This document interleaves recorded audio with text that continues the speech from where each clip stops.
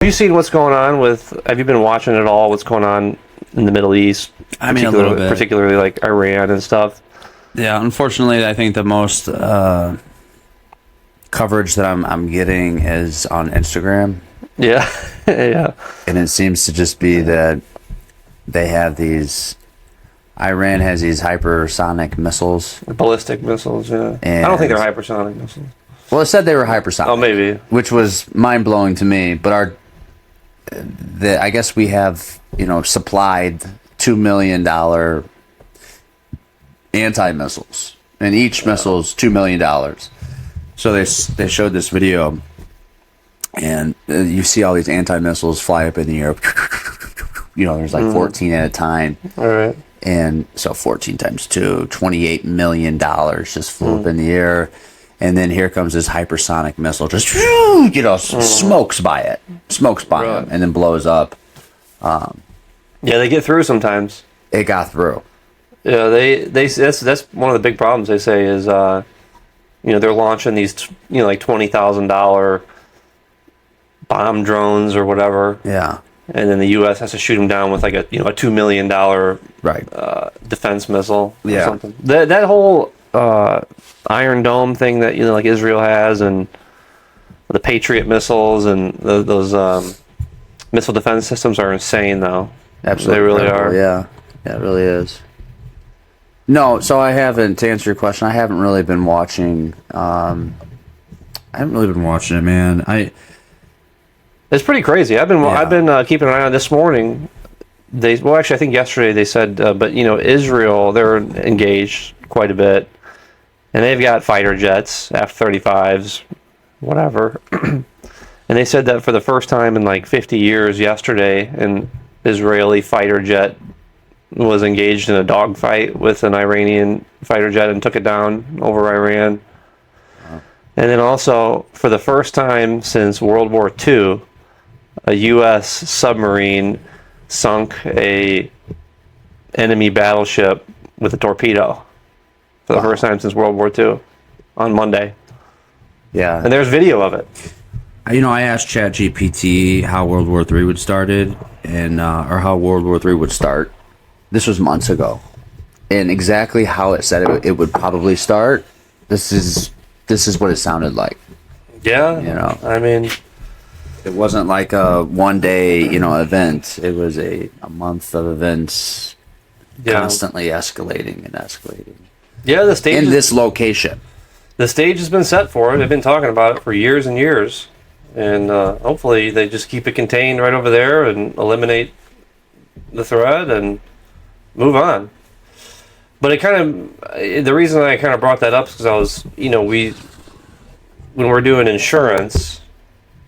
I guess war and bombs and stuff going off like that is somewhat of a consideration of insurance, right? I mean, we don't really think about that too much here in the U.S. because hopefully we're safe and don't have to worry about people dropping bombs on us and stuff. But like they do in Israel, buildings get hit, and a lot of that would be typically, if that were to happen here in the U.S., that would be excluded from pretty much all insurance, right?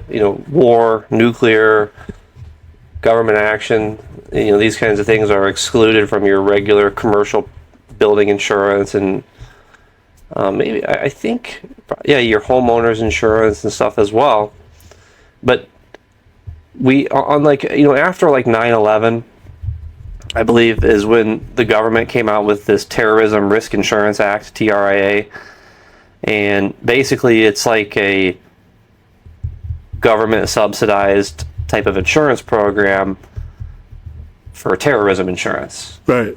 And I think all of the commercial property and casualty insurance companies have to offer it on the policy, so we see it all the time, and sometimes it's really cheap. It's like a couple of dollars, for like a little restaurant or a little business, construction business or whatever. It's super cheap on the policy, so you don't even realize it.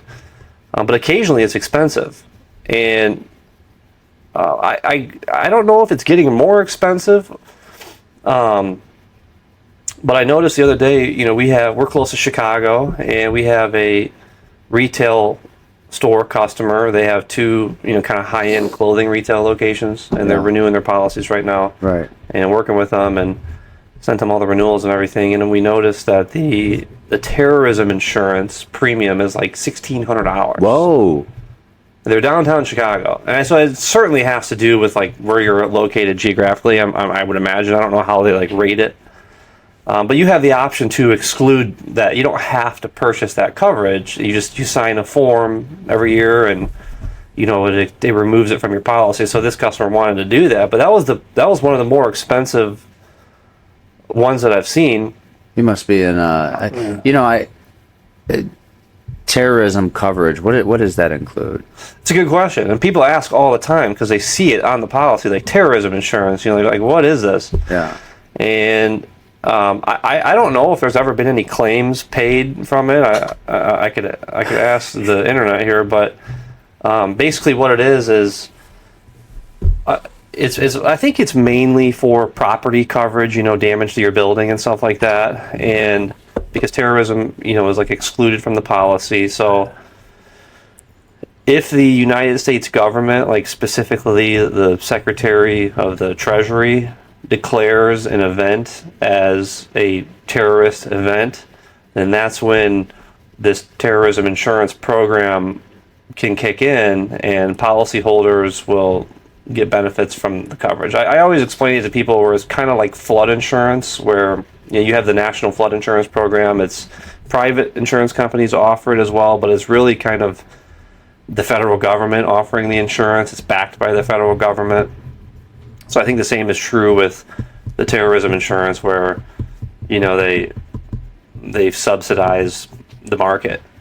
And they've just announced the other day, the president and these press conferences and stuff, that they over by Iran they have the Strait of Hormuz, right, which is like a bottleneck in the sea over there, where Iran has a huge border, where like 30% of the world's oil goes through this strait, and they've got it pretty much shut down right now because risk of getting bombed or whatever. I guess a lot of the insurance companies, like Lloyd's of London, is like an insurance market, and they do, I think, a lot of the oil tanker insurance and the marine insurance and stuff like that. And they pretty much said, they pretty much put a pause, or they said they're not going to provide coverage, I guess, for something that's going on there right now. They've canceled. I don't know if they've canceled policies, but they basically said to policyholders, we're not providing coverage for incidents that happen right there, something like that. So the U.S. government announced just yesterday that they're going to offer low-cost war risk insurance, so they can keep oil flowing. Because all these companies that have these big ships and stuff, they don't want to risk their boat, going through the strait there without getting blown up, without having insurance. Right. So they're offering a war risk policy? Yeah, that's supposed. I think they're going to roll out the details over the next few days here, but the government is going to offer some sort of war risk insurance to these shipping lanes. So it's really not. It's more of like a government subsidized program. Yeah, I think rather than a policy. Yeah, I don't know how it's going to work. They haven't really clarified it, but it's some sort of government subsidized policy that they can buy for cheap, I guess, supposedly, and have coverage on their vessel. Wow. They also said that they're going to be escorting ships with the U.S. Navy boats. They've sank like 20 Iranian warships. I can't believe they even had 20 warships. Yeah, it's true. I mean, I know. Well, I mean, it's not like they're a broke country in the sense of. I think they are now. Well, in the sense of what they're. I don't know anything about it, man. I don't either. I really don't know anything about it either. But I just thought that was interesting. The war risk insurance thing. It'd be interesting to kind of see what a policy like that looks like. And so, what has anybody? Has any other country, said that they're going to retaliate to us sinking 20 of Iran's warships? No, I think in Iran, they launched this attack on Iran, and then Iran started shooting missiles like at all these other countries all around them. Like the UAE, Saudi Arabia, Qatar, and they're kind of like, they're saying they're like kind of friendly with Iran a little bit, or they were kind of in the middle. They were, but not anymore. But not anymore. Now everyone's kind of turned on Iran, it seems like, and they're taking them out. They're taking them out. And well, that kind of makes you wonder. It's like, here's Iran. When you get punched in the face at school, you want every friend you can get. You don't punch everybody in the face. Right. So it just makes you wonder, is that our CIA in there launching missiles? Oh, the CIA. From Iran. Oh, yeah. Yeah, a little like reverse psychology thing there. Like, I don't know. They say that it was because they wanted to put pressure on the U.S. by disrupting all these other countries, so maybe they would pressure the U.S. to stop. But no, that's not going to happen. They've started, they're not going to stop. They're going to finish the job. Seems like. Yeah. But I thought that was kind of wild. Crazy stuff going on in the Middle East over there. It kind of, it really does. I mean, it's just like everybody else. It does worry me, though. And that's why I really don't watch it too much. Yeah. Because it stresses me out. Yeah, I feel pretty safe here because we're so far away. But now one thing is true. It's like if you wanted to do maximum damage to the U.S., hitting the country, whether it's with like a sleeper cell or like a bomb or terrorist thing, like right in the heart of the country, like in the middle country, which is where we're located, like near Chicago, that you think that would be a pretty devastating blow. I'm not really so worried about, us getting, I don't think it's really feasible for for any other country to really attack us right now. I mean, it just doesn't seem like it. We're so far away. Not in a conventional way. Yeah, well, not in a conventional way with bombs and but like a explosive vest or with standard type of bombs. Right. It'd have to be like a terrorist kind of a thing. Yeah. So I really, that's not really my worry. My worry is more about how the impacts that war has on economy. Especially in the beginning of wars and stuff. That worries me.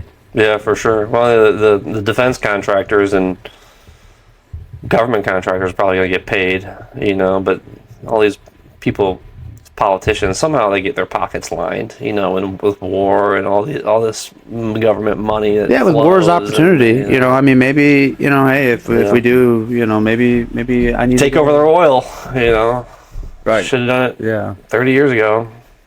They weren't going to do it anyways. Have you seen the connection between Venezuela and Iran?